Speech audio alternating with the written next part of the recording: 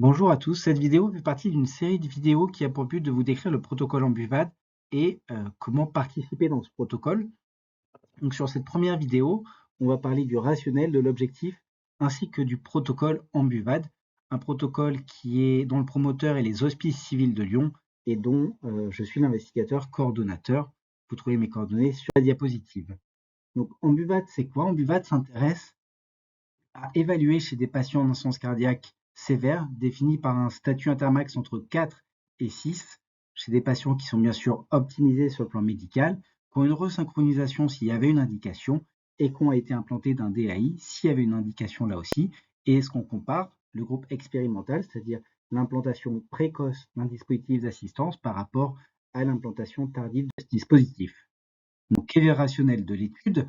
Tout d'abord, vous savez qu'un centre cardiaque avancé, c'est un syndrome qui est ni plus ni moins que le stade terminal de l'insuffisance cardiaque, où on va se retrouver en fonction des définitions avec 4 critères systématiques, à savoir des symptômes sévères, des patients qui sont censés être optimisés, en tout cas du mieux possible, et sans qu'on ait vraiment de grandes marges thérapeutiques. C'est des patients qui sont souvent hospitalisés, et puis ils ont une altération importante de la capacité d'exercice, l'altération fonctionnelle.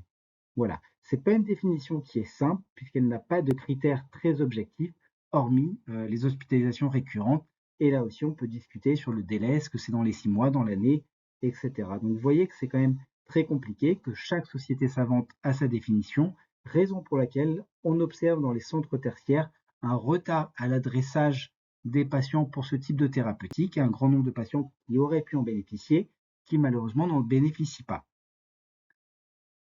Pourquoi c'est grave ce retard diagnostique? Parce que dans cette étude publiée récemment dans le Jack Heart Failure, on voit bien que chez des patients qui ont des critères d'insuffisance cardiaque sévère, alors attention, hein, ce n'est pas des patients limités en âge aux patients les plus jeunes qu'on va inclure dans le protocole, mais globalement, ce qu'il faut retenir, c'est que quelle que soit la fraction d'éjection, quand les patients ont des hospitalisations récurrentes, une altération très importante de la fraction d'éjection, une dysfonction diastolique, des troubles valvulaires, tout ça associé à une capacité d'exercice limitée, une dyspnée YHA3-4, globalement, ça représente à peu près 14% des patients en insuffisance cardiaque. Et ben, ces patients, ils meurent de façon très importante. Vous voyez ici que la survie à 12 mois, elle est de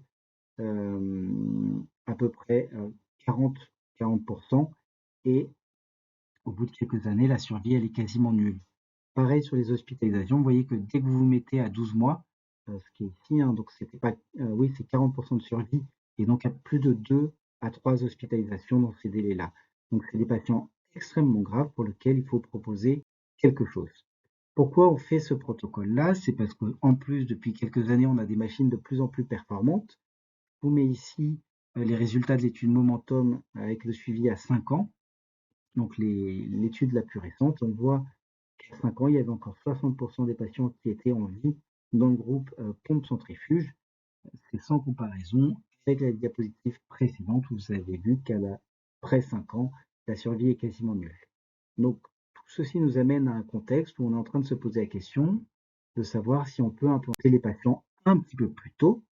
Et si on voit ici tout à droite la partie qui était classiquement associée à l'implantation des assistances, qui était vraiment la partie d'insuffisance cardiaque sévère, l'intérêt d'Ambuvate, c'est de se mettre chez des patients qui ont une insuffisance cardiaque qui se dégrade, qui s'aggrave, et de voir si leur proposer le protocole permet d'améliorer leur survie, permet d'améliorer leur qualité de vie, et on verra tout à l'heure le critère principal qui a été retenu. Donc ça, c'est l'algorithme de la Société européenne de cardiologie. Vous voyez que pour les patients Intermax 3-4, alors c'est discutable parce que ça n'a pas été mélangé.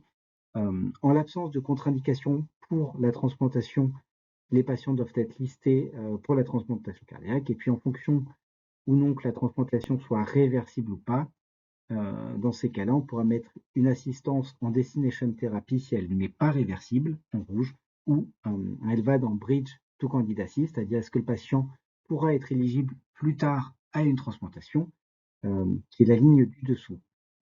Alors pourquoi ils ont un peu tout mélangé comme ça, les Intermax 3 et 4? Parce que la seule étude qu'on a finalement de randomisée, elle est très ancienne, en 2001, parue dans le New England. Et puis, dans cette étude, il y avait quand même 2 tiers des patients qui étaient sous inotrope. Ça veut dire que pour un tiers d'entre eux, il n'y avait pas d'inotrope, et donc voilà, pour l'Intermax 3 à 4, finalement, ça représente un peu cette population-là qui survivait beaucoup mieux dans le groupe assistance que dans le groupe traitement médical, en sachant que si on regarde quand même les résultats à 2 ans, c'était malgré tout la catastrophe, hein. On voit qu'à 2 ans, pratiquement tout le monde était mort.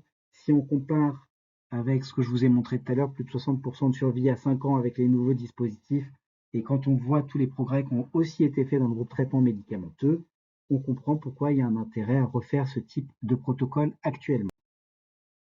Il y a une étude qui avait essayé de comparer malgré tout de façon non randomisée 2 groupes de patients éligibles à une assistance, qui était l'étude Roadmap.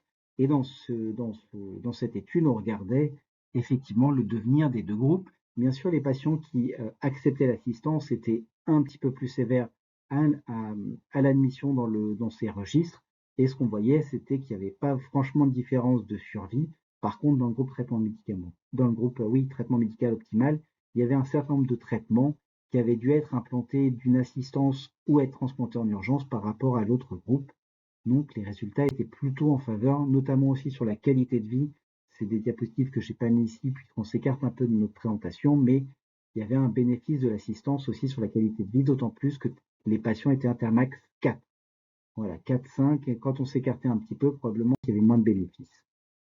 Donc les recommandations européennes, on les a vues. Globalement, dans ce papier, avec des auteurs américains, on retrouve à peu près la même chose, hein. Si vous êtes éligible pour une transplantation ou une assistance, en théorie, la place de l'assistance, c'est seulement quand le patient devient instable, c'est-à-dire qu'il y a une dégradation des organes vitaux, et là, forcément, on se retrouve toujours avec des interventions un petit peu plus complexes, un risque de décès là aussi qui nous paraît plus important, d'où l'intérêt de tester l'implantation précoce.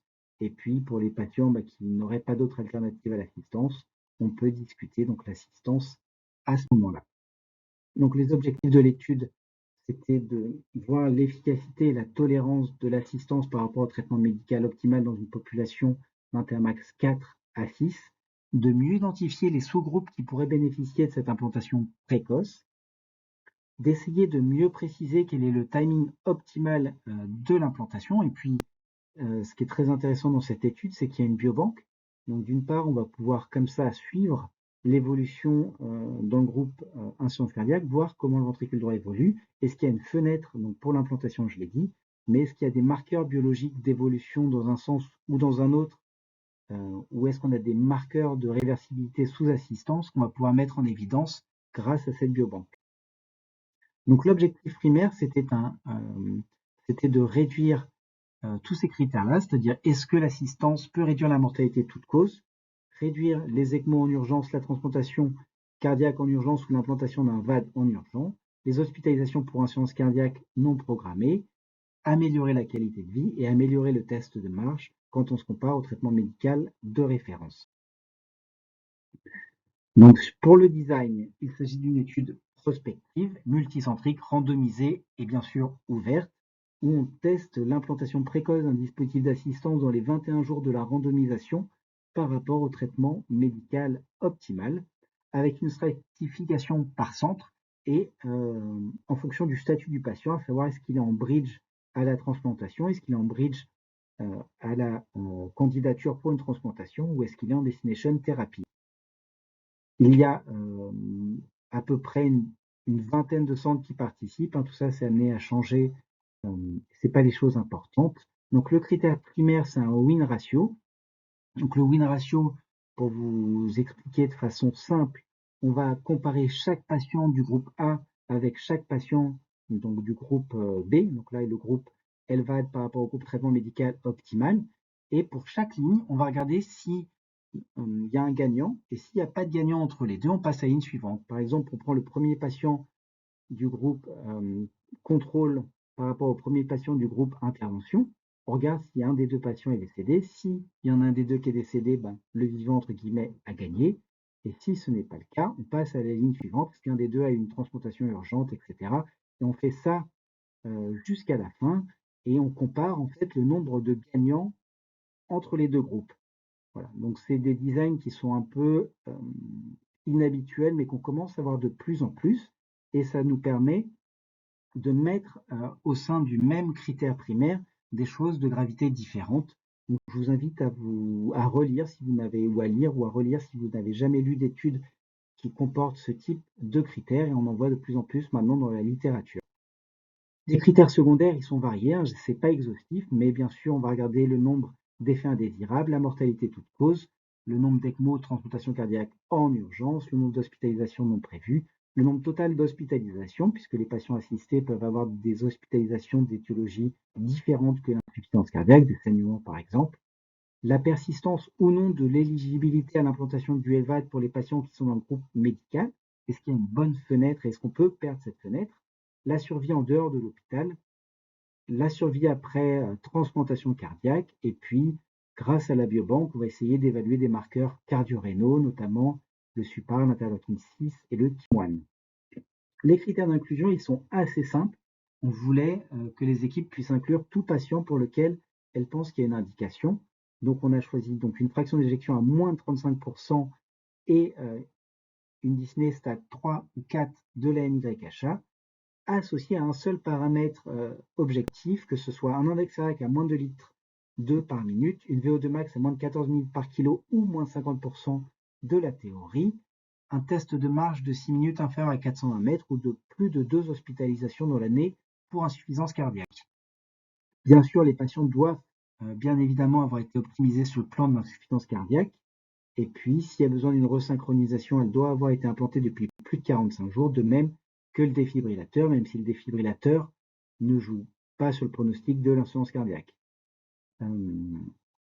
Les patients sont non inotropes dépendants, donc on a demandé à ce qu'il y ait un délai de 30 jours entre le sevrage d'une ECMO ou d'un éventuel inotrope et une inclusion dans l'étude.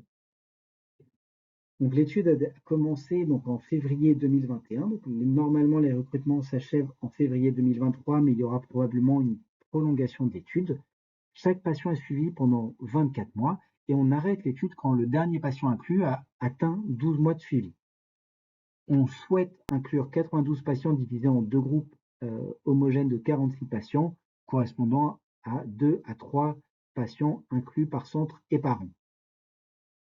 Ça, c'est les examens qu'on propose. Donc, à la visite d'inclusion, il y a tout un type d'examen. À la fois, on va recueillir les données démographiques, l'histoire médicale, les traitements médicamenteux, l'examen clinique du patient, son statut NYHA, une biologie locale avec pas mal de paramètres comme le NT-proBNP, la fonction hépatique, etc., la fonction rénale, bien sûr, et puis une biologie centralisée pour la biobanque. On essaye d'avoir le plus d'examens possible, à savoir, si possible, le test d'effort, le cathé droit, le test de marche de 6 minutes qui, lui, est nécessaire puisqu'il rentre dans le critère principal, une échographie cardiaque et puis un cathétérisme cardiaque droit. Et on recueille en plus un questionnaire, 2 questionnaires même de qualité de vie. Globalement, c'est la grosse visite qui sera répétée de façon à peu près identique à 12 mois et à 24 mois, avec dans l'intervalle des visites beaucoup plus légères, en tout cas sans cathé droit, sans test d'effort, à 3 mois, à 6 mois, à 18 mois.